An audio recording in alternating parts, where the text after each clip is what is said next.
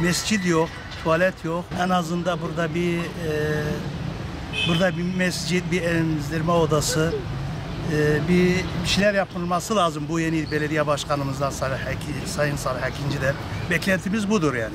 Burada bayanlar görüyorsunuz hepsi perişandı. Tuvaletsizdir affedersiniz.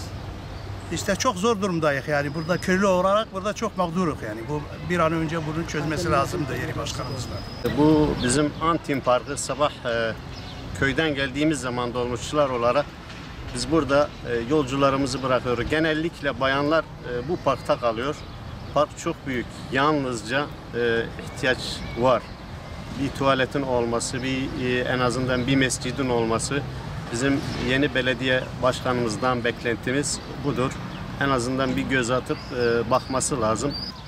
Buraya gelenler perişan olmuş bayanlarımız veya kardeşlerimiz, minibüsçiler veya herhangi bir kimseyse.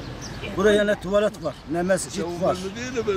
Buraya geldik, oturdukları zaman çocuklarını emzitmiyorlar. Bunlar ihtiyaç. Mescit veya lavabo veya tuvalet veya herhangi bir şey. امتنا في درهم نية خابكن دسمية خابكن برم رحتي خلي ببينه.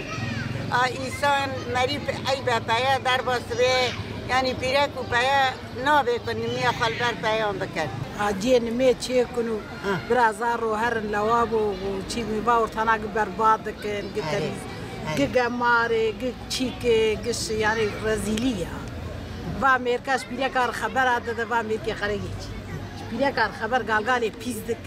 جي كذا هني برا تواليت يشيكن. أمزوياج بلدية خازن.